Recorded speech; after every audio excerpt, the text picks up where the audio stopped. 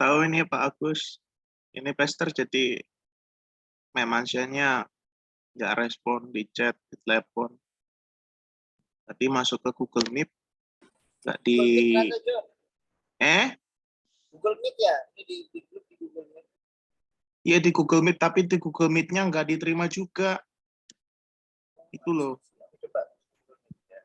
Udah saya hubungi nggak diangkat. Nggak ada kejelasan. Iya heran aku. Maksudnya Google Meet gimana? Ganti ke Google Meet gitu kah? Iya, tapi aku udah ya Google Meet mungkin, tapi dari tadi aku masuk nggak di ini. Nggak diterima-terima. Oh, Aku tanya dulu. ya ya. Oke.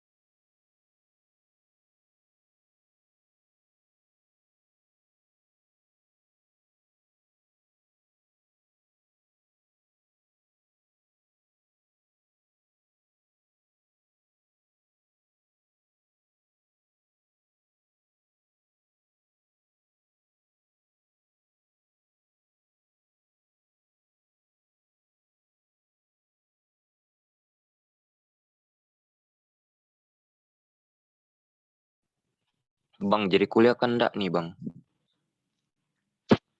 Nggak tahu ini Yudis ini. Dari tadi aku hubungi nggak diangkat. Di Google Meet nggak dikasih masuk. Yo bingung. Nggak ada balasan dari tadi.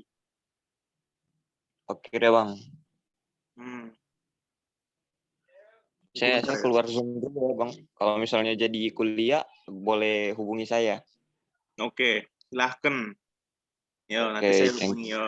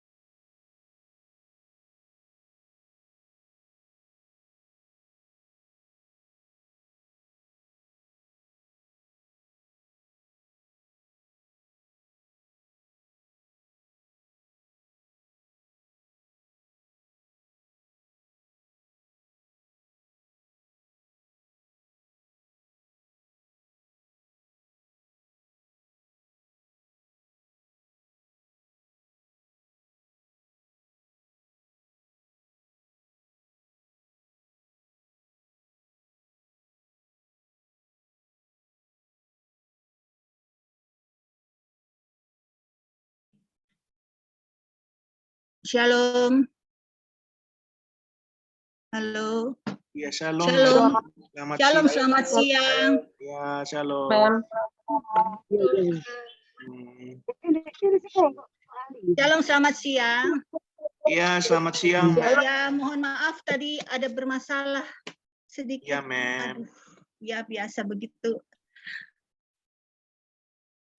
Mohon bersabar. Ya, sudah lama ya tadi menunggu saya. Oke, tidak apa-apa kalau misalnya mau tutup kamera, barangkali ya. Tidak apa-apa, tapi untuk yang pertama kali ini saya mohon untuk dibuka kamera semua bisa. Yang lain Mak belum masuk ke Zoom ya. Iya, Mem. Nah, kita tunggu, Mem. Baru berapa partisipan? 8 belum yang lainnya. Mem. Ya.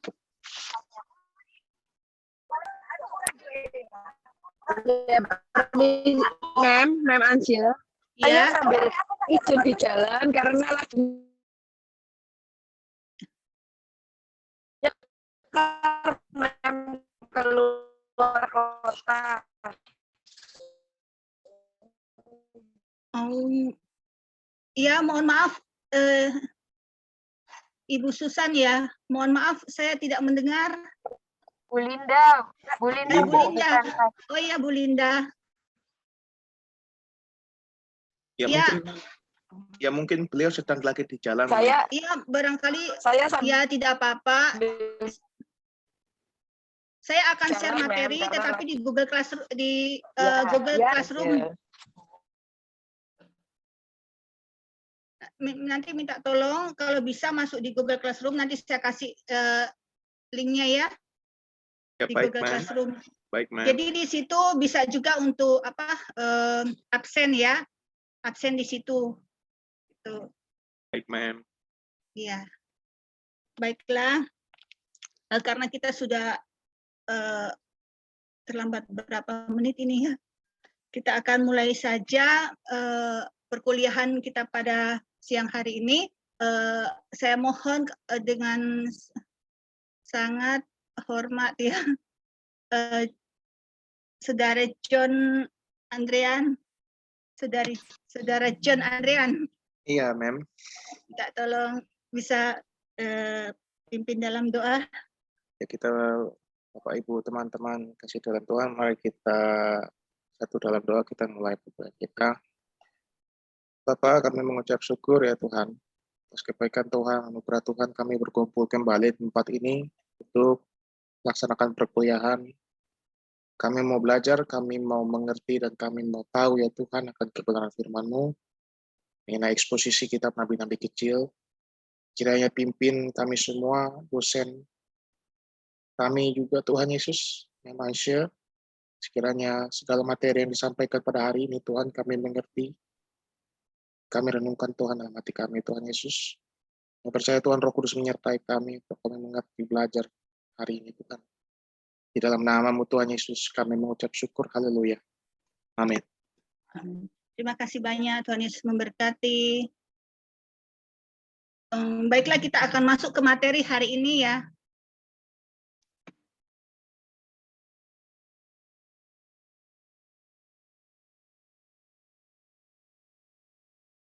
Kalau minggu lalu kita sudah pertemuan pertama sudah membahas mengenai beberapa ayat di kitab Hosea. Sekarang kita akan masuk ke pasal 3 ya. Pasal 3 kita akan teruskan sampai ke 14 ya. Sampai terakhir. Baiklah.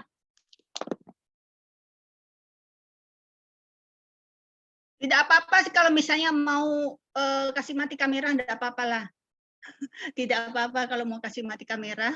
Baik, Karena Mem. biasanya kalau pasang kamera juga kadang jaringannya suka naik turun ya. Iya, Mem. Iya, benar. Kadang sudah suka putus-putus. Ya, kita akan lanjutkan. Kalau ada Bible juga tidak apa-apa di situ ya.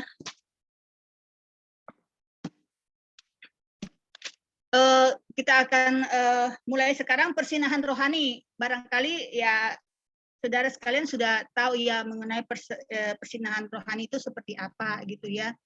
Jadi persinahan rohani ini kekristenan ya, kekristenan itu dia menentang persinahan ya. Segala bentuk persinahan itu dibenci oleh Tuhan. Jadi Tuhan membenci segala bentuk persinahan ya. Jadi persinahan itu ada dibagi dalam beberapa bagian ya. Ada persinahan rohani dan juga ada persinahan rohani ya. Jadi kitab Hosea ini kan membahas mengenai persinahan rohani dan persinahan jasmani. Kalau persinahan jasmani antara ya Gomer ya, si Gomer. Kalau persinahan rohani mengenai ini ya apa yang dijelaskan di kitab Hosea ini. Jadi di sini manusia itu melakukan persinahan rohani. Ya, apa saja persinahan rohani yang dilakukan oleh manusia ya, biasanya mereka membaca zodiak ya. Zodiak, kemudian mereka pergi ke tukang-tukang ramal ya, seperti itu. Itu salah satu contoh dari persinahan rohani ya. Di sini kitab Hosea mengatakan, firman Tuhan mengatakan, jangan ya, kamu jangan sesat ya, jangan sesat, jangan melakukan persinahan rohani ya, seperti itu. Kemudian yang kedua,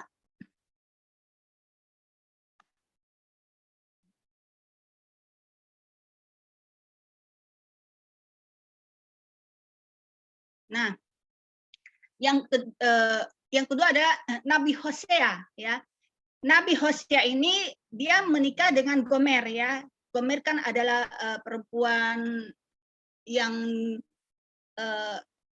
istilah kata tidak baik ya, perempuan tidak baik ya, yang sangat dicintai oleh Nabi Hosea ini ya.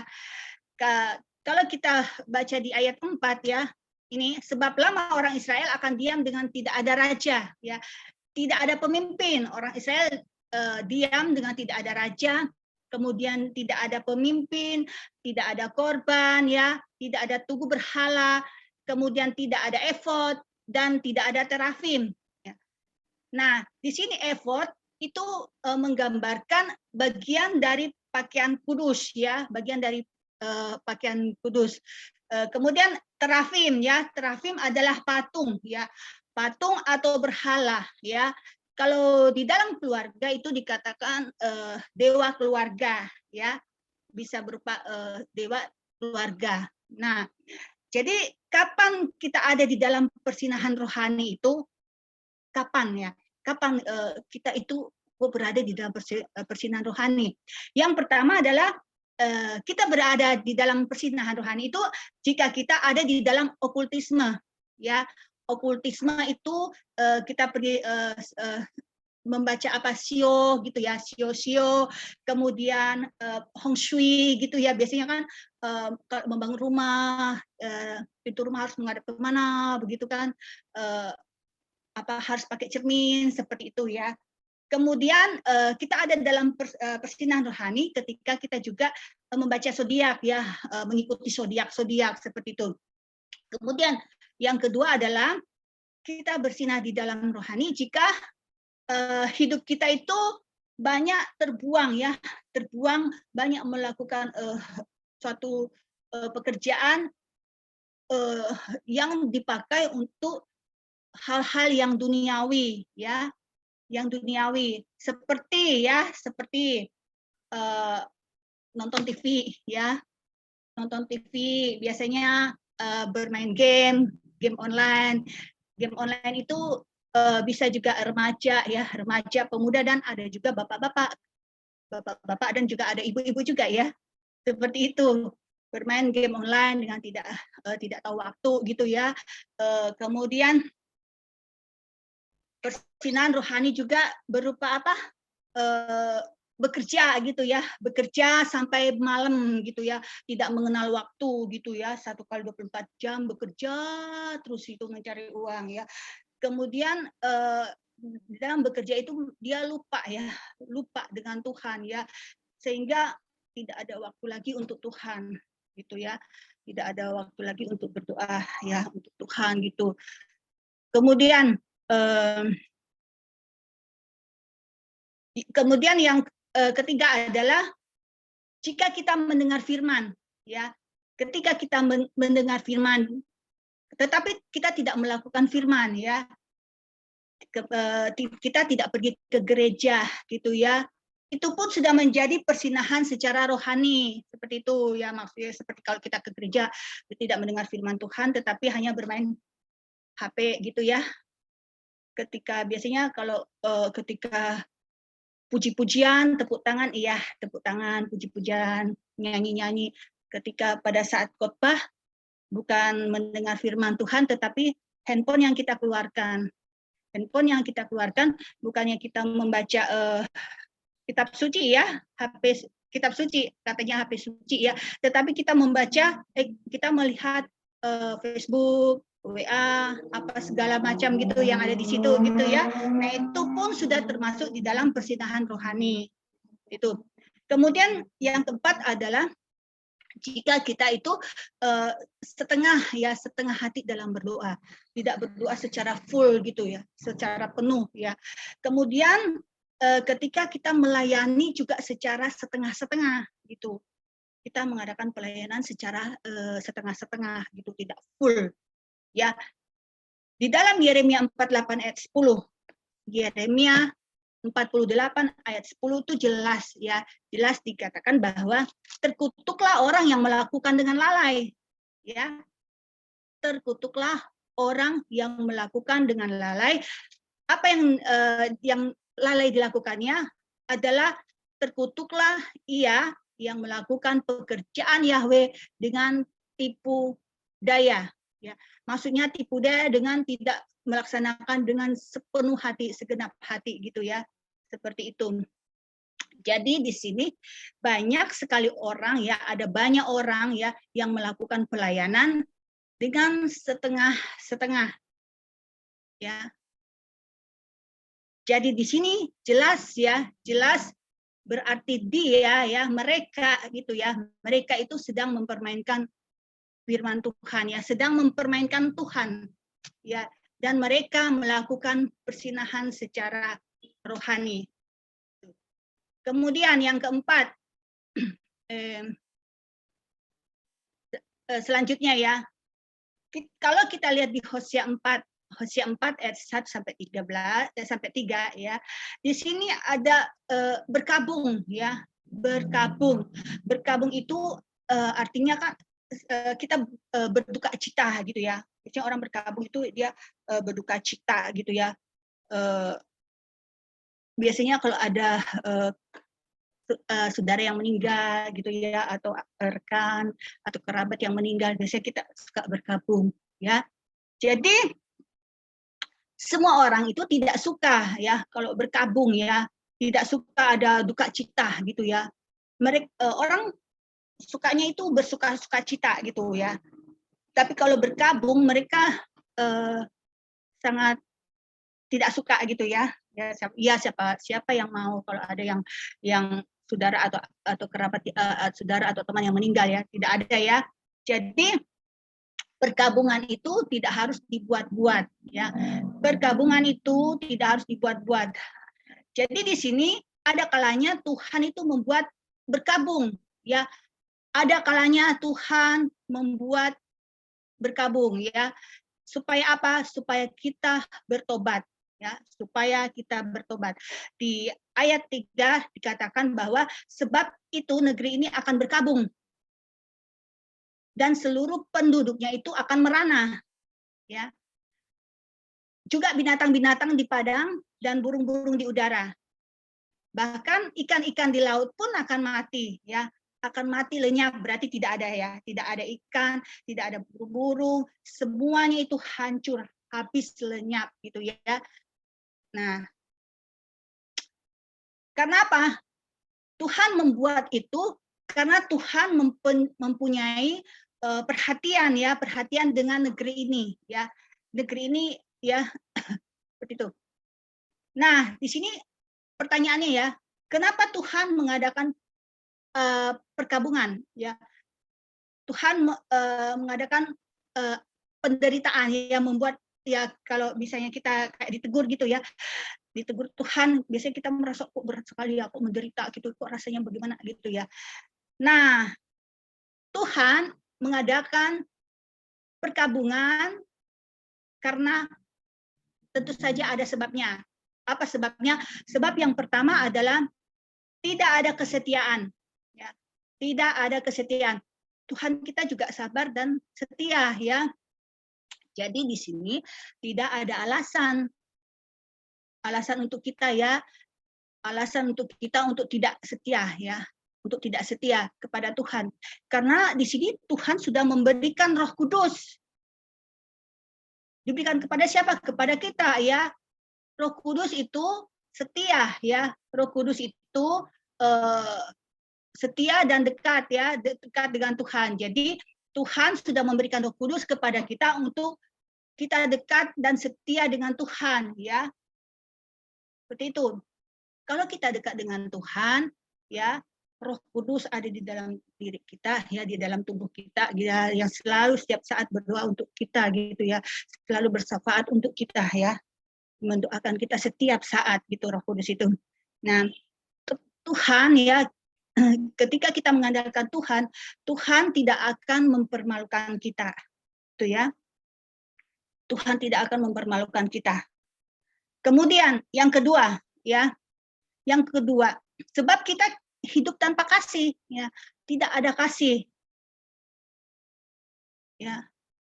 Di sini jelas ya, ada firman Tuhan mengatakan jangan marah ya, jangan marah sampai matahari terbenam. Jangan sampai itu kegelapan menguasai hidup kita ya. Hidup kita yang berada di dalam kasih. Selanjutnya, sebab kita tidak mengenal Tuhan dengan benar ya. Kita tidak mengenal Tuhan dengan benar. Kemudian dengan pengenalan Tuhan hidup kita akan kuat ya. Dengan kita mengenal Tuhan maka hidup kita akan kuat. Kita tidak akan terpengaruh dengan keadaan duniawi saat ini ya. Selanjutnya kita hidup tanpa standar moral yang benar. Nah, ketika kita hidup tanpa standar moral yang benar, maka Tuhan menegur kita ya, sehingga kita merasa seperti orang yang menderita gitu loh. Oh, kenapa begini ya? Aku seperti ini, seperti itu gitu. Padahal di sini karena kita sendiri yang hidup tanpa standar moral yang benar seperti itu ya, hidup jauh dari firman Tuhan gitu, hidup jauh dari kehendak Tuhan. Kemudian ya, Hosea 4 ayat 4 sampai 6 mengenal Elohim ya. Ada banyak orang beranggapan bahwa beragama hanya sebagai suatu warisan. Agama itu hanya sebagai suatu warisan. Tetapi mereka tidak mengenal Tuhan itu dengan benar, ya. Mereka tidak mengenal Tuhan dengan benar. Seperti contoh ya, orang tua itu beragama A, ya. Kemudian anak-anaknya juga beragama beragama A ya. Ada orang beragama K ya atau lainnya. Kemudian anak-anaknya beragama A. Ya. Jelas ya di sini ya. Jadi apa artinya kita beragama karena hanya ikut-ikutan saja? Apa artinya? Kalau kita beragama tetapi kita hanya ikut-ikutan saja gitu ya, sebagai agama warisan gitu loh. Jadi di sini ketika kita seperti itu kita harus memohon ya, kita harus berdoa, bertanya betul-betul ya mengenai iman kita ya, kita harus berdoa memohon kepadanya kepada Bapak Yahweh. Nah, jelas firman Tuhan mengatakan di ayat 6 ya, Hosea 4 ayat 6 jelas ya. Umatku binasa karena tidak mengenal Elohim. Karena engkaulah yang menolak pengenalan itu. Maka aku menolak engkau menjadi imamku. Ya.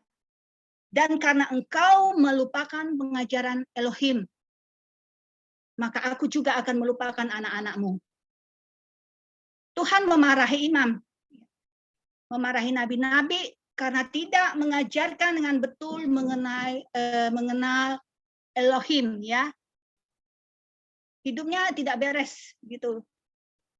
Jadi di sini kita harus memastikan secara betul, ya. Pastikan dulu secara betul mengenai Elohim, baru kemudian kita terlibat di dalam pelayanan seperti itu. Karena jelas di Hosea 4 ayat 6 firman Tuhan mengatakan demikian, ya. Kemudian bagaimana kalau seharusnya kita mengenal Tuhan dengan betul, ya? Bagaimana caranya itu?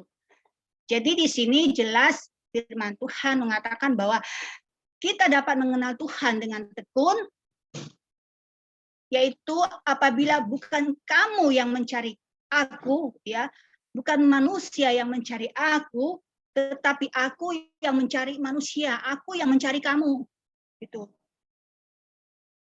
Carilah wajahnya Tuhan, gitu, carilah, gitu.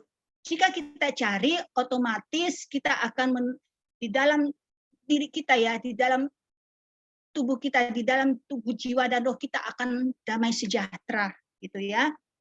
Nah, kemudian kita mengenal Tuhan dengan betul apabila kita berjalan di dalam kebenaran. Kebenaran itulah yang akan menuntun kita, ya. Ke arah mana? Ke arah yang benar, ya. Bukan ke arah yang salah, ya. Jadi di sini biarkanlah kita menjalankan hidup kita itu dengan benar. Kemudian selanjutnya jika kita menghindari, maksudnya di sini jika kita menjauhkan hidup kita di dalam dosa, ya. Di sini kita sudah tahu, ya, dosa apa saja itu, ya. Kemudian jika kita tidak mau berpisah dari firman, ya. Maksudnya begini, jika kamu tinggal di dalam aku, ya, ini kata firman Tuhan, dan firmanku tinggal di dalam kamu, mintalah apa saja yang kamu kehendaki, dan kamu pun akan menerimanya, ya. Jadi bisa dikatakan, ya, bisa dikatakan dunia ini sangat keras, ya. Dunia ini begitu keras, ya. Keras. Kalau kita berjalan dengan sendiri, ya, kita jalan sendiri, tidak ada yang menuntun kita, ya. Jadi di sini perlu Tuhan, ya, untuk menuntun kita. Jadi carilah Tuhan yang senantiasa menuntun kita. Maka dunia ini tidak akan kita rasa beban yang berat, gitu, ya. Tidak akan terasa berat, gitu, ya, di dalam hidup di dalam dunia ini. Kemudian di Hosea 4 ayat 7 sampai 10, ya, meninggalkan Tuhan, ya. Tuhan itu adalah Immanuel, ya. Bapak Yahweh, Immanuel, ya. Apa arti Immanuel? Immanuel artinya Tuhan itu menyertai kita. Tuhan menyertai kita, ya. Jadi kalau Tuhan menyertai kita, berarti jelas di sini bahwa Tuhan tidak meninggalkan kita. Ya. Tuhan tidak meninggalkan kita.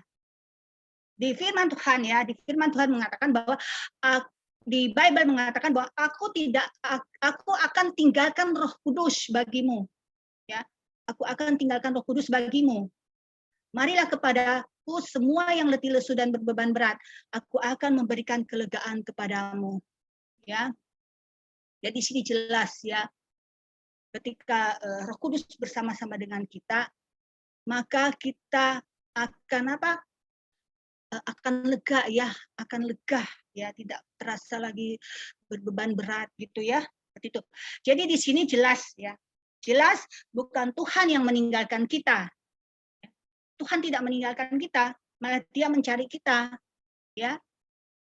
Tetapi di sini jelas bahwa kitalah yang sering kali meninggalkan Tuhan. Kita yang sering kali meninggalkan Tuhan. Ya. Jika kita meninggalkan Tuhan, apa yang akan terjadi, ya?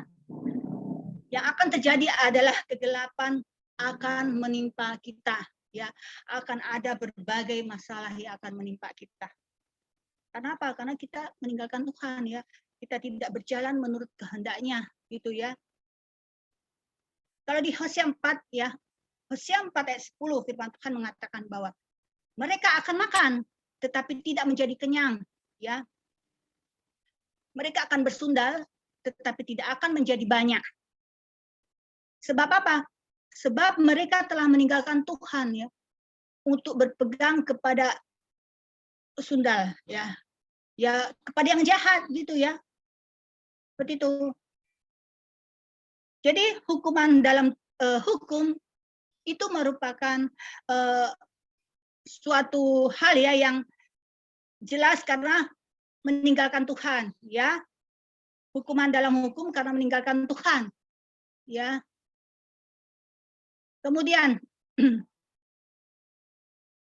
ada pertanyaan, ya, kapan sebenarnya kita meninggalkan Tuhan, ya? Kapan sebenarnya kita meninggalkan Tuhan, gitu ya? Yang pertama adalah jika kita tidak mau melakukan hal-hal, ya, jika kita tidak mau melakukan hal-hal yang kita tahu apa yang Tuhan kehendaki, ya, seperti apa? Adanya perceraian, ya. Itu. Kemudian jika kita tidak lagi berdoa, ya, ketika kita tidak lagi membaca Alkitab, ya, Bible, ya, kita meninggalkan Tuhan ketika kita tidak lagi ke gereja, ya, seperti itu. Kemudian kita meninggalkan Tuhan jika kita tidak mau belajar memahami kehendak Tuhan, ya. Kemudian di sini ada orang pergi ke gereja tetapi tidak melakukan kehendak Tuhan, ya. Pergi ke gereja hanya mendengarkan, masuk kuping kiri, keluar kuping kanan, gitu ya, seperti itu. Tidak mau belajar memahami kehendak Tuhan, ya. Kemudian jika kita hidup tetap di dalam dosa, ya. Kalau kita mencintai Tuhan, ya, kita pasti menyenangkan hati Tuhan, ya. Kemudian kita tetap dikuatkan oleh iman, ya. Iman kita tetap kuat, ya, kalau kita mencintai Tuhan, kalau kita menyenangkan hati Tuhan. Tuh. Nah, Tuhan juga tidak suka, ya, ada Tuhan, sesuatu yang Tuhan juga tidak suka, ya. Apa saja itu? Jika kita menerima Tuhan berarti kita tidak akan mengerjakan apa yang Tuhan tidak suka, itu, ya. Tuhan mau di sini kita mau bertobat, gitu ya. Jadi Tuhan itu mau supaya kita itu menjadi terang, ya, menjadi terang. Tuhan mau hidup kita ada di dalam kasih, ya, di dalam kasih, menjadi terang dan kasih, gitu ya. Kalau kita baca di dalam ayat-ayat bacaan yang Hosea 4 ayat 11 sampai 14 yang di atas tadi, ya, Tuhan tidak suka, ya, Tuhan tidak suka sehingga umatnya mendapat malapetaka, ya. Tuhan tidak suka kalau umatnya itu dirundung masalah, gitu ya, terjadi malapetaka, ya. Tetapi di satu sisi ada orang beribadah tetapi ia tetap bersinah, ya. Di sini Tuhan tidak suka, ya. Ada orang yang beribadah tetapi ia tetap bersinah dalam hal rohani dan juga sinah dalam hal jasmani, ya. Jelas di sini Tuhan tidak suka itu. Selanjutnya, air dan anggur membuat kita melayang. Di sini maksudnya membuat kita menjadi mabuk gitu ya, mabuk, menghilangkan daya pikir kita gitu. Seperti itu. Ketika kita menghadapi kadangkala ada orang yang ketika menghadapi masalah jatuhnya ke minum alkohol ya, alkohol berlebihan. Kemudian dia menjadi mabuk, fly, seperti itu ya. Di sini jelas Tuhan tidak suka. Tuhan tidak suka dengan mabuk-mabukan. Kekristenan itu tidak mengenal mabuk ya, tidak mengenal pemabukan gitu. Jadi orang seperti itu ada di dalam tekanan ya. Biasanya orang yang suka mabuk itu dia berada di dalam tekanan ya. Dia mau menghilangkan pikiran yang stres gitu ya, pikiran yang sudah kalut gitu ya, seperti itu. Jadi di sini kita harus menjadi terang. Kita harus menjadi terang baginya gitu. Bagi siapa? Bagi orang tersebut gitu, orang suka mabuk-mabuk gitu. Nah,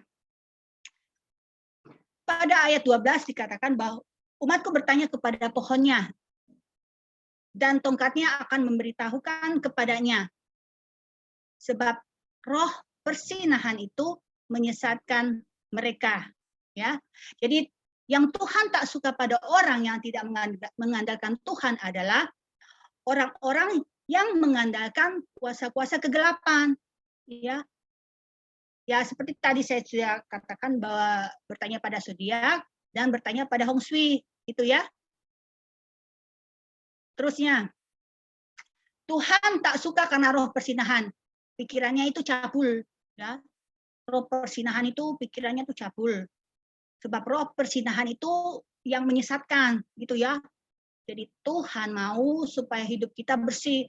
Jadi senantiasa hidup di dalam pimpinan Tuhan. Kemudian tubuh kita adalah sebagai bait suci, ya. Jadi marilah kita hidup di dalam kesucian. Ya, di firman Tuhan di ayat 13 mengatakan mereka mempersembahkan korban di puncak gunung-gunung dan membakar korban di atas bukit-bukit, di bawah pohon besar dan pohon hawar dan pohon rimbun. Jadi sebab naungannya itu baik, ya, naungannya baik. Itulah sebabnya anak-anakmu perempuan bersinah dan menantu-menantumu perempuan bersinah. Demikian firman Tuhan, ya.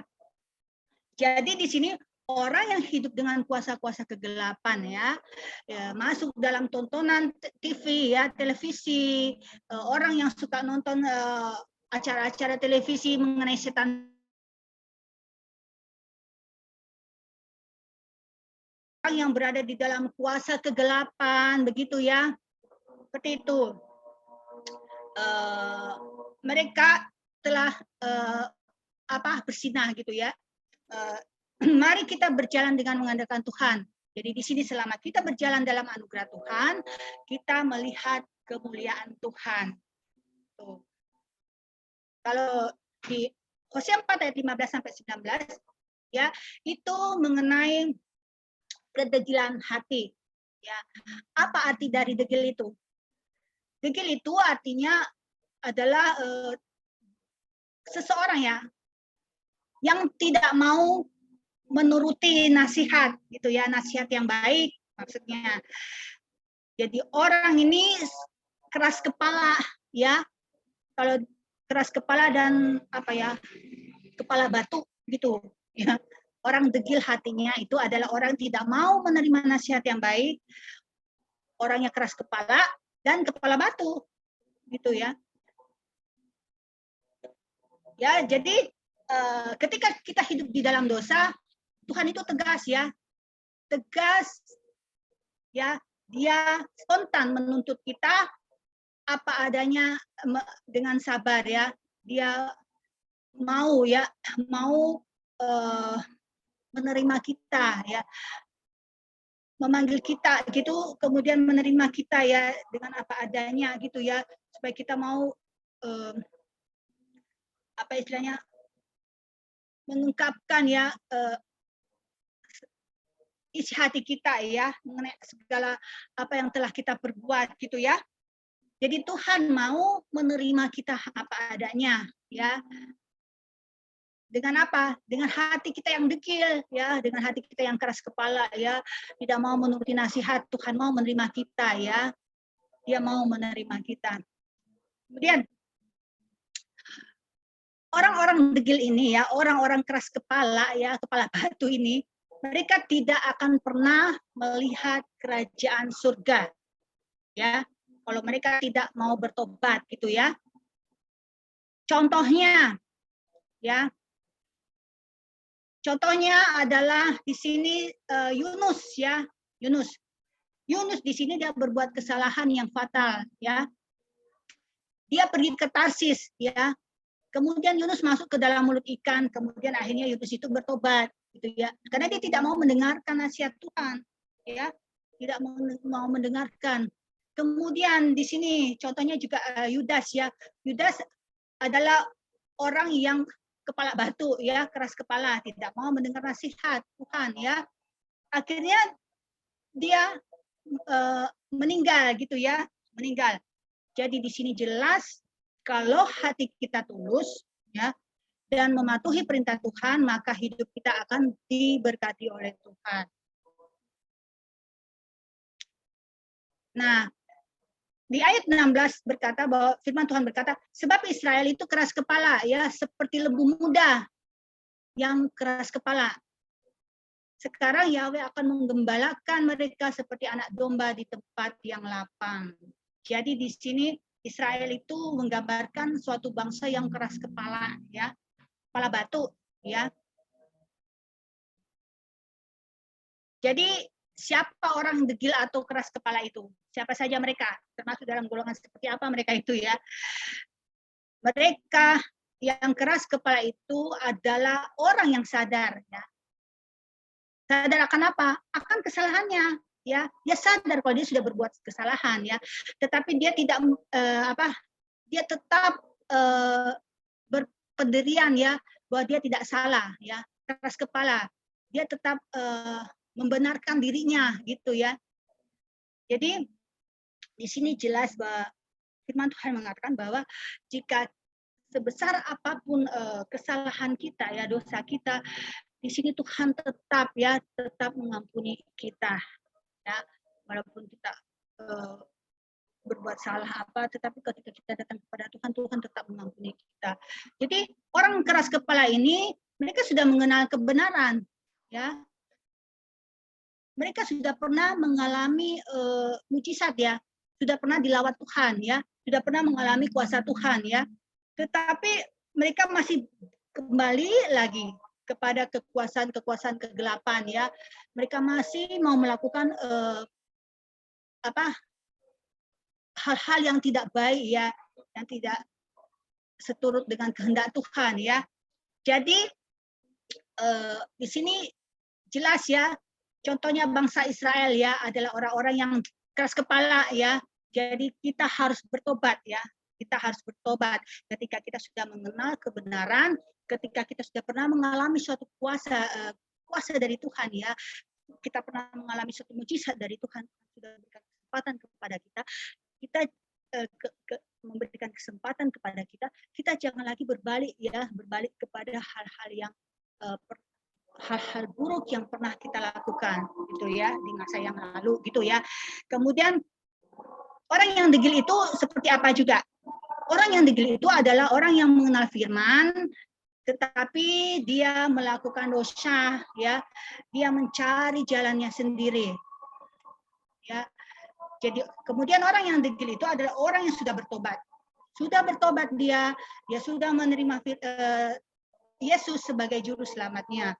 Kemudian dia karena dia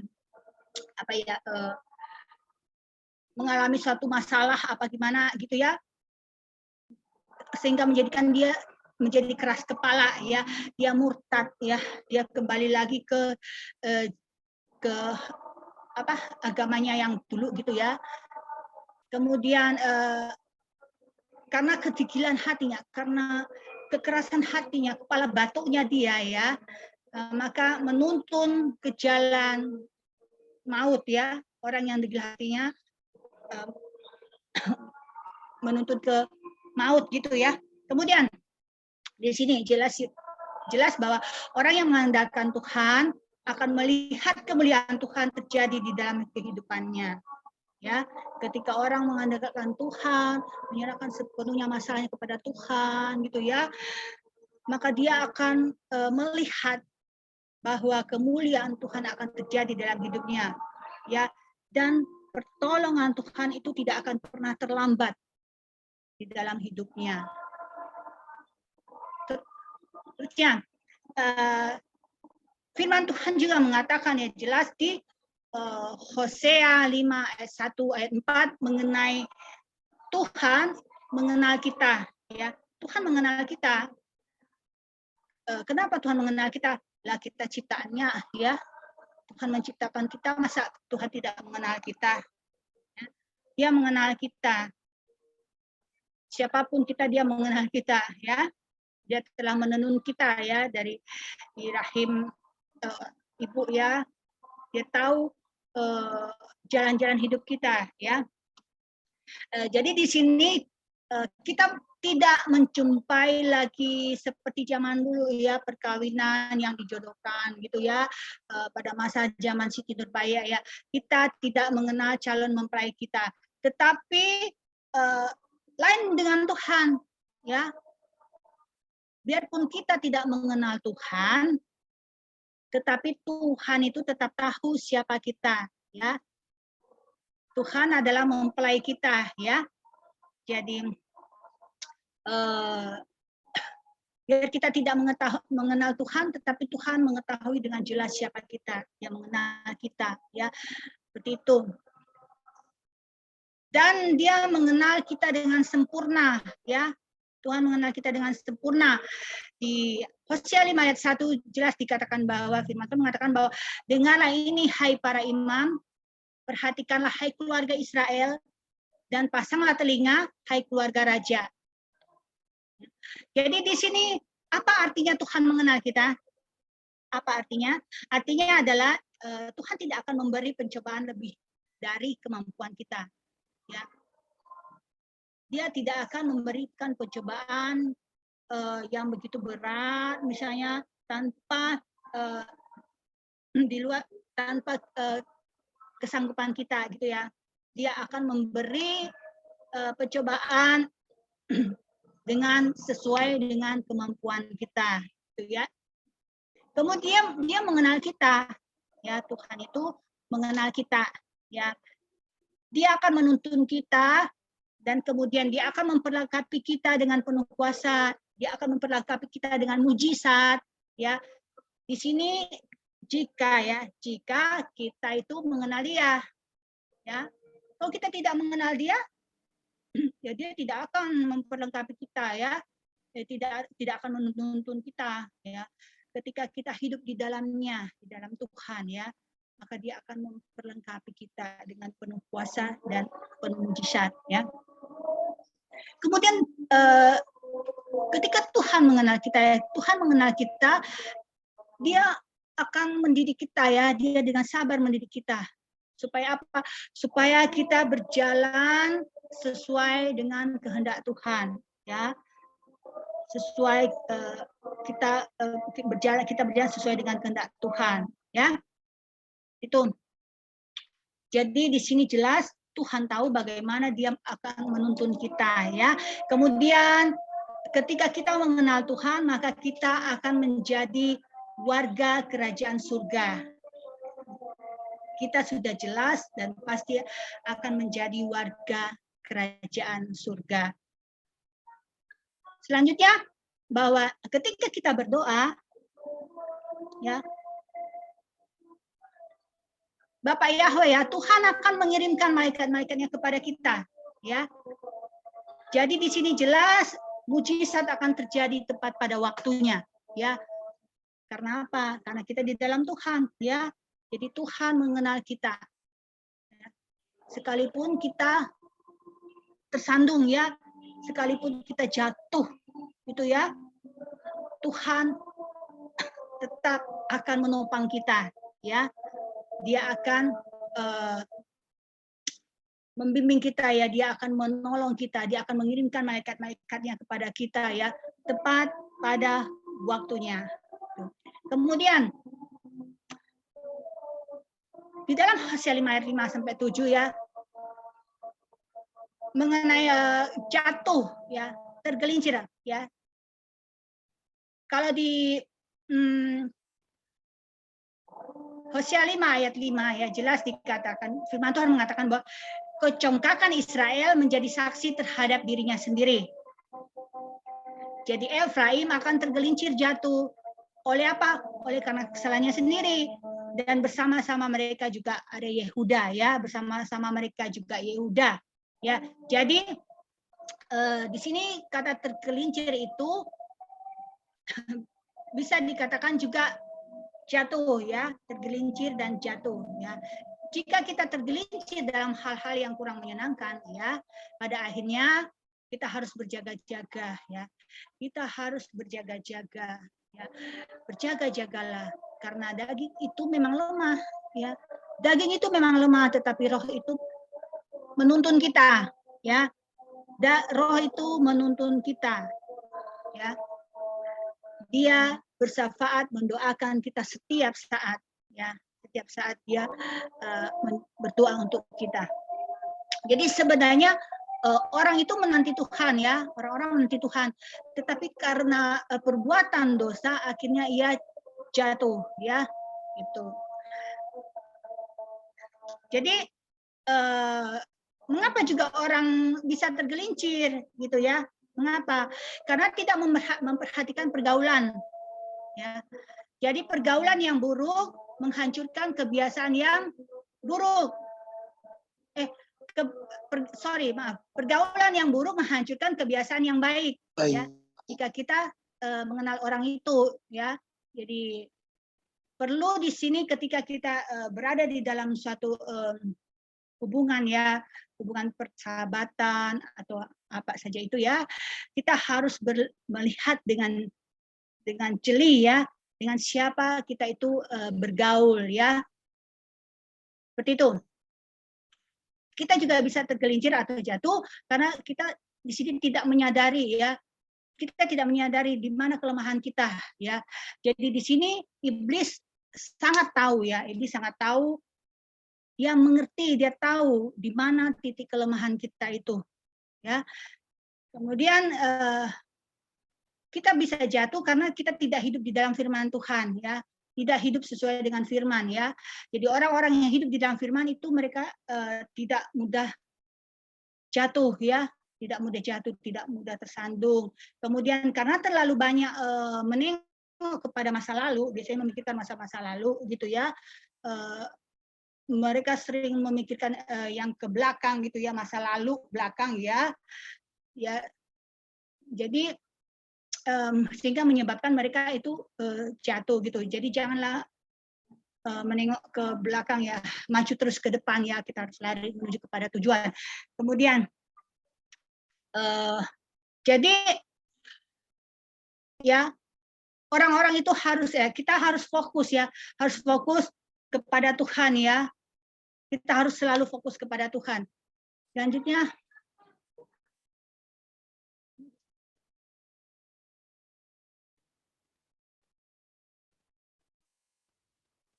ini ada. Terus kalau kita lihat di Hosea 5 ayat 8 sampai 11, ya, mengenai tiupan sangkakala, ya. Mengenai tiupan sangkakala. Jadi kita harus selalu ada di dalam persiapan ketika kita mengalami suatu kesulitan. Ya. Jadi di sini jelas persiapan itu, ya, persiapan sehari-hari kita itu merupakan sebuah senjata, ya, merupakan sebuah senjata, ya. Persenjataan, ya, merupakan suatu strategi, ya. Strategi dalam hal apa? Dalam peperangan, ya. Jadi di sini seseorang yang masuk di dalam peperangan dia harus selalu siap, ya. Ketika kita berperang kita harus selalu siap, ya. Siap. apa saja yang siap ya, senjata-senjata kita gitu ya kalau kita berperang ya. Seperti kita lihat bangsa apa Rusia dan Ukraina ya yang berperang ya, mereka mempersiapkan semuanya ya, seperti itu. Itu secara persiapan secara jasmani gitu ya. Jadi setiap orang Kristen ditantang untuk siap menghadapinya ya. Jadi di sini kalau orang Yahudi ya, biasanya mereka meniupkan sangkakala gitu ya, ada sangkakala. Jadi di firman Tuhan di Hosea 5 ayat 8, firman Tuhan mengatakan bahwa tiuplah sangkakala di Gibea dan nafiri di Rama, dan berteriaklah ya, berteriaklah di Bet Awen, gemetarlah hai Benyamin ya.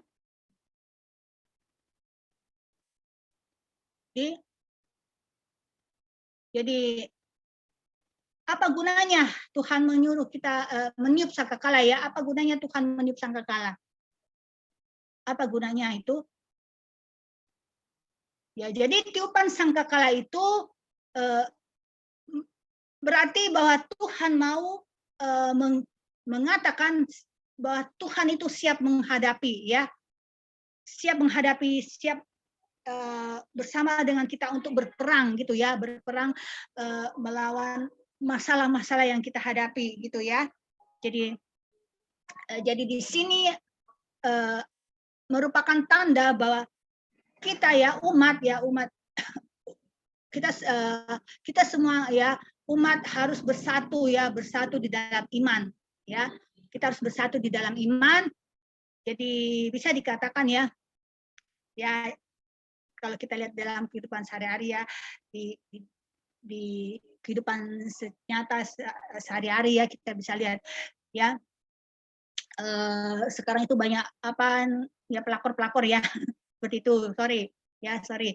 Jadi kalau orang sudah punya istri ya, kemudian ada perempuan ya, kemudian perempuan itu ada di hadapan orang tersebut ya, jangan langsung kita itu.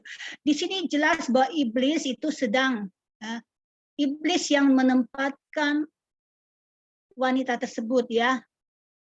Jadi kita harus tiuplah sangkakala itu ya. Tiuplah sangkakala itu untuk mengingatkan kita ya. Mengingatkan kita bahwa Tuhan itu sanggup ya. Bapak Yahweh itu sanggup untuk berperang, sanggup menghadapi ya.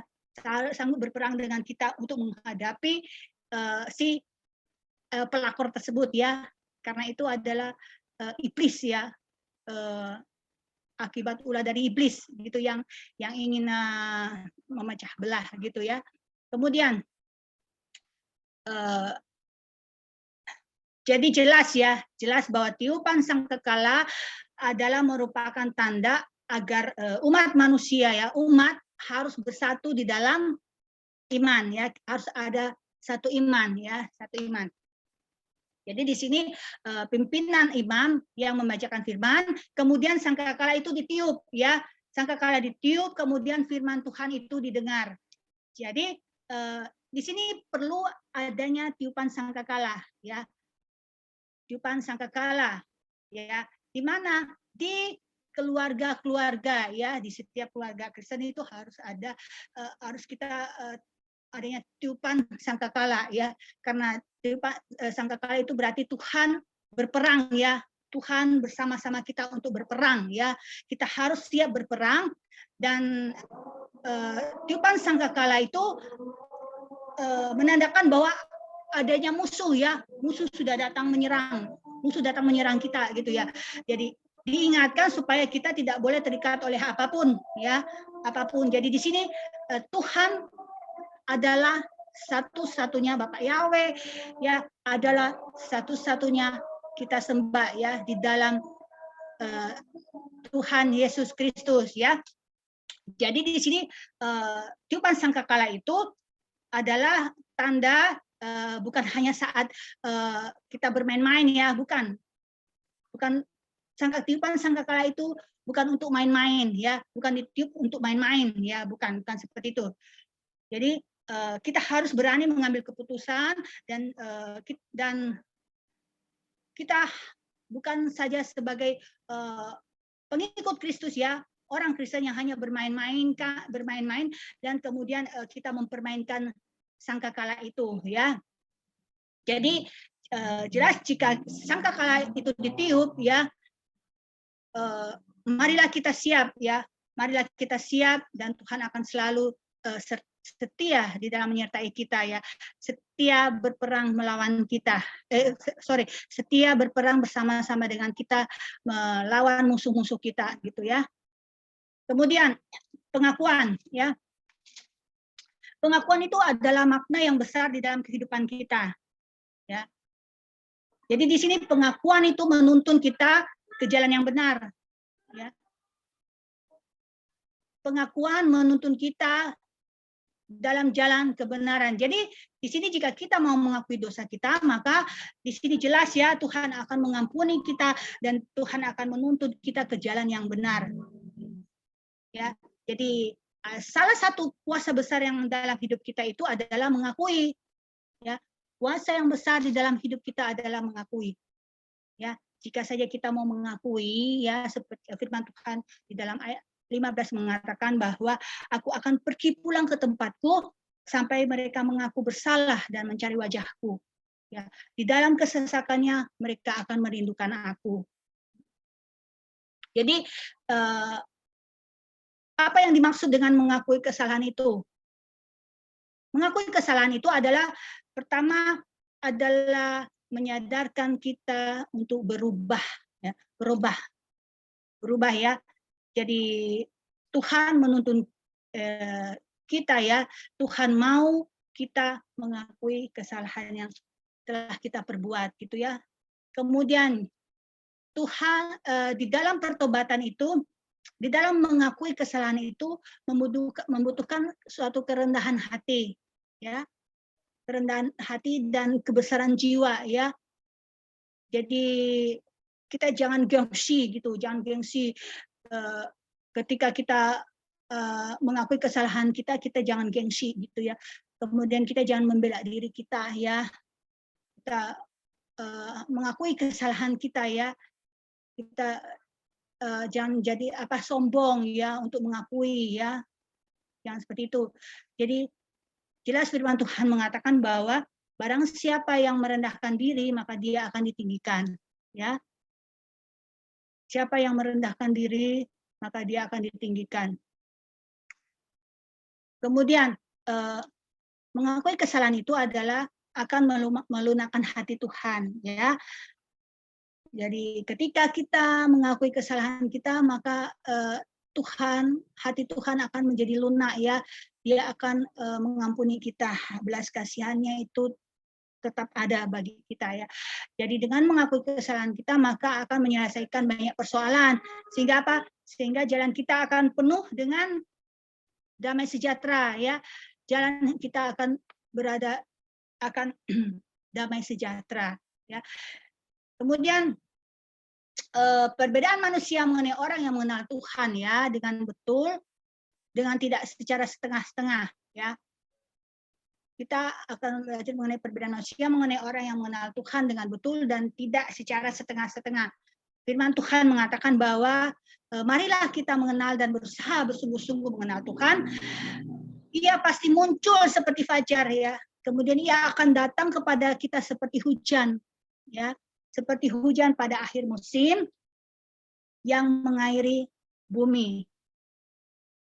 Jadi ayat tadi ya, ayat tadi menggambarkan dengan jelas ya, menggambarkan sungguh-sungguh Tuhan ya. Jadi ciri orang-orang yang mengenal Tuhan adalah dia tidak akan hidup sembarangan. Kemudian dia tidak akan menyimpan dendam, tidak akan khawatir, tidak akan bimbang, dia tidak akan putus asa, kemudian menyerah dan dia melihat mujizat ya. Jadi orang yang mengenal Tuhan di sini adalah dia akan merasakan kasih dan kuasa Tuhan ya. Tuhan akan memberikan sukacita pada dirinya, kemudian dia akan mengalami penyertaan dan mujizat Tuhan kemudian dia akan makin kuat, dia akan makin akrab dengan Tuhan, kemudian makin akrab di dalam masalah ya, dengan akan menjadi kuat dan akrab dengan Tuhan di dalam masalah. Kemudian dia akan menjadi seperti Kristus. Karena apa? Karena di sini jelas bahwa Kristus menjadi sulung di dalam hidup kita, ya. Kemudian kita akan menjadi orang-orang yang merasakan kasih Kristus. Jadi mengenai kasih setia ya, kasih setia. Ada kasih tetapi tidak setia. Bagaimana itu? Ada kasih tetapi tidak setia. Tuhan kita mengasihi dan setia, ya. Jadi Tuhan tetap mengasihi kita, biarpun kita tidak setia, Tuhan tetap mengasihi kita. Seperti di firman Tuhan di Hosea 6 ayat 4 mengatakan bahwa apakah yang kau lakukan kepadamu, hai Efraim? Apakah yang akan kulakukan kepadamu, hai Efraim? Apakah yang akan kulakukan kepadamu, ya hai Yehuda? Kasih setia seperti kabut pagi dan seperti embun yang hilang pagi-pagi, benar. Sebab aku menyukai kasih setia, ya, dan bukan korban sembelihan, dan aku menyukai pengenalan akan Yahweh, ya, lebih daripada korban bakaran. Jadi mengapa ya? Mengapa Tuhan suka dengan kasih setia, ya? Mengapa Tuhan suka dengan kasih setia? Karena di dalam kasih setia itu ada ketekunan, ya. Ada ketekunan untuk apa? Untuk mempraktekkan firman dengan sungguh-sungguh, ya. Jadi orang yang mempunyai kasih setia akan semakin serupa dengan Kristus, ya. Kemudian akan mempunyai kerinduan untuk bagaimana hidupnya jadi berkat bagi orang lain. Kemudian dia mempunyai semangat untuk tetap maju. Kemudian dia mempunyai semangat untuk bangkit, ya, bangkit dari pengucilan, ya. Ya. Pengucilan maksudnya dia dikucilkan, ya, tidak dianggap gitu, ya. Jadi dia memiliki semangat untuk tetap maju gitu, ya. Kemudian di dalam perjalanan hidup dia ada sukacita, ya, ada sukacita yang mengalir di dalam hidupnya gitu. Kemudian penuaian, ya, di akhir zaman akan datang masa-masa yang sukar, ya. Kita harus mengakuinya bahwa akan ada datang masa-masa yang sukar di akhir zaman, ya. Tetapi di sini ada Roh Kudus yang dicurahkan, ya. Di sisi lain Roh Kudus itu dicurahkan. Jadi bagaimana gereja-gereja itu ada di mana-mana, ya, ada di mana-mana gereja itu.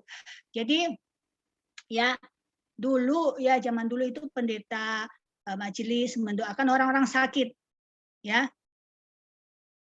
Sampai saat ini, ya, bagaimana orang-orang muda, ya, dengan penuh semangat berbicara mengenai Tuhan. Orang-orang muda, ya. Jadi di sini jelas kita melihat bagaimana Tuhan mencurahkan Roh Kudus saat ini, ya. Mencurahkan Roh Kudus, ya. Jadi masa kini dinamakan masa penuaian. Jadi sekarang curahan Roh Kudus itu menjadikan orang beriman bertemu Tuhan, ya. Jadi di sini bisa juga ibu rumah tangga mendoakan orang sakit gitu, ya. Orang tersebut kemudian ketika didoakan oleh ibu rumah tangga ini, maka seorang ibu rumah tangga ini, maka orang yang sakit tersebut menjadi sembuh, ya. Jadi di sini jelas ada masa-masa sukar, ya. Ada masa-masa sukar. Masa-masa sukarnya itu seperti apa? Seperti manusia mencintai diri sendiri, ya. Ada masa suka di mana manusia mencintai diri sendiri, kemudian ada masa pencurahan Roh Kudus, dan kemudian ada masa penuaian, ya. Di ayat 11 mengatakan bahwa juga bagimu, ya, hai Yehuda, telah ditentukan penuaian. Jadi apabila aku memulihkan keadaan umatku, itu merupakan gambaran, ya, bagaimana kita sebagai penuai, ya. Jadi Tuhan membuka penuaian. Ya, ketika Tuhan membuka penuaian, di sini jelas dibutuhkan persiapan. Ada persiapan, ya. Satu orang, ya, satu gereja, satu organisasi, kemudian ada denominasi untuk penuaian, ya. Ketika kita bersatu di dalam Tuhan, ketika kita bergandeng tangan, ya, untuk menuai, ya, itu. Kemudian bagaimana caranya kita menyambut masa penuaian itu? Bagaimana? Jadi di sini umat Tuhan itu perlu bersatu ya, perlu bersatu bergandeng tangan. Maka kita akan melihat penuaian itu terjadi secara besar-besaran ya. Kita siap untuk bekerja keras dan kita berkorban ya, berkorban bagi pekerjaan Tuhan ya. Jadi di sini marilah kita bekerja keras, kita banyak berkorban ya untuk pekerjaan Tuhan, siap untuk kreatif dan mencari dan menjangkau jiwa ya, seperti nelayan ya, seperti nelayan dia mencari ikan ya. Jadi mencari ikan maksudnya nelayan mencari ikan dipancing ya, secara dipancing satu persatu gitu ya, dipancing satu persatu. Kemudian ya, kemudian ada juga nelayan menangkap ikan dengan memakai jala gitu ya. Kemudian ada yang memakai jaring-jaring gitu ya. Jadi hasilnya banyak, hasilnya banyak. Ada juga hasilnya banyak, ada lebih dari satu gitu ya. Kalau pancing satu-satu kan mancing satu-satu. Kalau pakai jala, nelayan menangkap ikan pakai jala, kemudian pakai jaring-jaring, hasilnya lebih banyak ya. Itu. Stop menjelekan pendeta ya. Stop menjelekan pendeta, stop menjelekan gereja ya. Di sini kita harus bersatu ya. Kita harus bersatu, harus siap, harus kreatif di dalam berbuat sesuatu untuk gereja bagi Elohim ya. Di dalam menyambut masa penuaian ya, di dalam kita menuai gitu ya. Kemudian kita harus tetap dengar-dengaran kepada suara Roh Kudus. Kita harus siap untuk dengar-dengaran kepada Roh Kudus. Kita harus peka terhadap suara Roh Kudus ya. Yang dimana bahwa Roh Kudus itu adalah sebagai kepala dari penuai. Ya, Roh Kudus adalah sebagai kepala dari penuai. Kemudian kesiapan dalam memerangi kuasa iblis ya, kita harus siap. Kita harus siap menghadapi kuasa iblis karena iblis menghancurkan segala pekerjaan ya. Iblis menghancurkan segala pekerjaan untuk masa penuaian. Jadi kita harus siap berperang melawan iblis gitu ya. Kemudian kita juga harus berpikir ya, Tuhan memberikan kepada manusia kemampuan untuk berpikir. Ya apa saja itu? Ya, ada kunci suksesnya ya. Yang pertama adalah di dalam bentuk ilmu. Ya. Kemudian yang kedua di dalam bermoral. Firman Tuhan jelas mengatakan di ayat 2 Hosea 7 ayat 2, dan tidak berpikir mereka bahwa aku mengingat segala kejahatan mereka. Ya, jadi jelas bahwa di sini Tuhan mengingat segala kejahatan mereka, ya. Jadi mereka telah berbuat jahat. Ya. Jadi aku tahu banyak orang telah berbuat jahat, ya. Kenapa? Karena dia tidak berpikir, ya. Harus berpikir gitu, harus berpikir karena kalau kita tidak berpikir bahwa maka ya apa firman Tuhan mengatakan bahwa banyak orang telah berbuat jahat karena ia tidak berpikir ya. Jadi di sini mengapa Tuhan ingin kita berpikir? Ya. Mengapa Tuhan ingin kita berpikir? Karena yang pertama adalah orang yang berpikir ya, orang yang punya pikiran ya, dia akan menyadari dirinya sendiri bahwa ya, tanpa Tuhan dia itu tidak ada apa-apanya. Gitu ya. Tetapi dengan Tuhan maka dia cakap melakukan segala perkara. Kemudian orang yang berpikir bahwa ia menyadari ia bodoh ya jika ia hidup di dalam dosa ya. Makanya jangan berbuat dosa. Kemudian orang yang berpikir akan senantiasa hidup di dalam kasih ya. Kemudian orang yang berpikir ya, orang yang berhikmat ya, dia akan senantiasa menjauhi tipuan iblis ya. Dia akan menjauhi segala godaan iblis gitu ya. Jadi jika kita jauh dari Tuhan, maka kita tidak pasti kita tidak mengenal firman kalau kita jauh dari Tuhan. Ya. Nah, di Hosea 7 ayat 3 sampai 7 jelas dikatakan berserulah kepada Tuhan, ya. Di ayat 7 ya, Hosea 7 ayat 7 mengatakan bahwa semua raja mereka sudah tewas, ya. Tidak ada seorang di antara mereka yang berseru kepadaku. Ya. Jadi orang yang menutup hati untuk berseru kepada Tuhan, ya, jika dia belum terjawab, maka dia harus terus berdoa, gitu ya, dia harus berdoa karena doa itu berperang, ya, berperang ketika kita menghadapi suatu masalah, ya, peperangan rohani kita harus berdoa, ya. Jadi doa terus sampai kita melihat mujizat. Kesempatan terbesar ialah bahwa kita dapat berseru kepada Tuhan. Jadi penghambat jurang penghambat antara kita dan Tuhan itu adalah apa? Adalah dosa, ya. Dosa merupakan jurang penghambat antara kita dan Tuhan. Jadi di sini apa yang kita dapatkan jika kita berseru kepada Tuhan? Apa? Ya. Di dalam berseru kepada Tuhan, maka kita ada berseru kepada Tuhan di dalam doa, ya. Ketika kita berdoa, ya, berseru kepada Tuhan, maka kita akan merasa damai sejahtera. Di situ ada mujizat terjadi, gitu.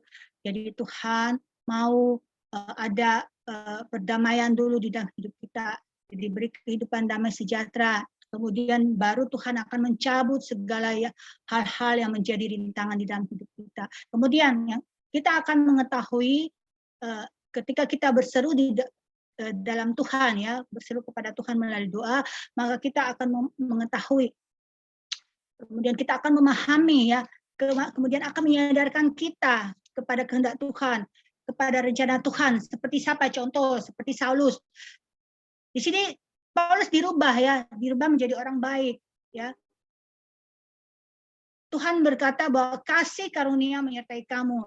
Jadi di sini ketika kita berseru kepada Tuhan, maka kita akan melihat anugerah dan mujizat terbesar itu terjadi. Kita akan menerima perubahan hidup kita berseru kepada Tuhan, seperti Paulus yang berkata bahwa hidupku bukanlah aku lagi, tetapi Kristus, ya, Kristus yang ada di dalam aku. Nah, kemudian mengenai keteledoran, apa yang dimaksud dengan keteledoran? Ya, keteledoran itu saya dikatakan lalai, ya. Keteledoran itu lalai, kemudian malas, ya, orang malas, gitu ya. Kemudian lambat, ya, lambat. Ya, di sini jelas ada teguran Tuhan pada umatnya yang gereja Tuhan, ya, gereja Tuhan sebagai roti yang bundar, roti yang bundar yang tidak dibalik, ya. Gereja Tuhan itu tidak memberi rasa yang enak di dalam dunia. Jadi di dalam Hosea 7 ayat 8 jelas mengatakan bahwa Efraim mencampurkan dirinya di antara bangsa-bangsa. Efraim telah menjadi roti bundar yang tidak dibalik, gitu ya. Apa artinya ini? Artinya yang pertama adalah tidak menjaga pergaulannya, ya. Jadi pergaulan yang buruk menghancurkan kita supaya kita jatuh di dalam dosa, ya. Kemudian dari hal-hal sepele banyak sekali orang menjadi jatuh, ya. Orang jatuh karena hal-hal sepele, ya. Jadi mengapa kita ditegur Tuhan sebagai roti bundar yang tidak dibalik atau bisa dikatakan gosong? Mengapa? Ya, ya karena umat Tuhan teledor, ya, teledor di dalam menjaga hidupnya di dalam firman. Ya, artinya begini, kita jadi Kristen yang tidak hidup sesuai dengan firman Tuhan. Kemudian yang kedua, umat Tuhan itu teledor. Teledor maksudnya teledor di dalam menghadapi tipu daya iblis, ya, gitu. Umat manusia itu teledor, gitu. Kemudian merpati yang tolol, ya, merpati tolol. Di Hosea 7:11-13 ya. Jadi jadikan firman Tuhan dasar hidup kita sehari-hari. Ya. Jadi kata bodoh, ya, kata tolol itu sering diucapkan sehari-hari di dalam keluarga. Kadang-kala kita tidak sadari akibat perkataan kita. Jadi di akhir zaman gereja digambarkan ada 5 orang gadis, ya. Gereja digambarkan ada 5 orang gadis yang bodoh, ya. Jadi hidup Kristen harus menjadi mempelai Kristus. Mempelai Kristus yang bagaimana? Mempelai Kristus yang bijaksana. Firman Tuhan di ayat 11 mengatakan, juga bagimu, hai Yehuda, telah ditentukan penuaian, ya, apabila aku memulihkan keadaan umatku. Jadi satu-satunya merpati berharga karena kepintaran orang, ya. Merpati itu sangat berharga, gitu ya. Ketaatannya. Jadi kalau garam sudah tidak asin lagi, maka dia akan diinjak-injak. Jadi kita akan menjadi merpati yang tolol, ya. Maksudnya bagaimana kalau kita akan menjadi merpati tolol? Kita akan menjadi merpati tolol jika hidup kita nekat, ya. Hidup kita negatif, gitu ya. Hidup kita itu tidak berpikir panjang, ya. Jelas dikatakan bahwa iman tanpa perbuatan adalah mati. Jadi jika kita tidak mengandalkan Tuhan, tetapi kita itu mengandalkan diri sendiri, gitu ya. Di Ma'am, 13 ya. Halo, mohon izin waktunya sudah lewat 10 menit, Ma'am. lewat 10 menit ya. 7 menit, Ma'am. Ya, sudah 37 menit. 10:37. Aduh maaf ya, karena saya juga di sini cepat sekali ya rasanya ya. Ya, tapi kan ini, Ma'am, tadi Ma'am kan terlambat. Kita ada gangguan selama 20 menit. Mungkin kalau Ma'am mau di-extend, tapi mungkin dari teman-teman bagaimana? Oh, enggak apa-apa lah, sampai sini saja. Barangkali ada yang mau makan siang. Oh ya, oke lah, Ma'am. Ya, oke, baik, Ma'am. Oke, baiklah kita sampai di sini dulu untuk pertemuan yang kedua hari ini. Kita tutup sampai sini ya. Ya, baik, Ma'am. Minta tolong Saudara Kris bisa berdoa untuk penutup. Baik, Ma'am. Ya, Mari kita terima kasih, Saudara. bersatu hati dalam doa. Mengucap syukur Bapa yang baik di dalam Tuhan Yesus untuk perkuliahan yang boleh kami jalani hari ini, Tuhan. Dan percaya Bapa, apa yang kami pelajari semuanya untuk kemuliaan nama Tuhan, semuanya untuk membekali kami menjadi duta-duta Kristus. Terima kasih Bapak, berdoa untuk dosen kami Mem Anshe, berkati keluarga, pelayanan, menjadi berkat bagi banyak orang. Terima kasih Tuhan, kami akan melanjutkan aktivitas yang selanjutnya. Tuhan Yesus berkati. Di dalam nama Tuhan Yesus kami berdoa, haleluya, amin. Terima kasih banyak, Tuhan Yesus memberkati. Sampai jumpa pertemuan ketiga. Terima kasih, Ma'am. Baik, Ma'am. Makasih, Tuhan Yesus berkati. Tuhan Shalom. Tuhan berkati.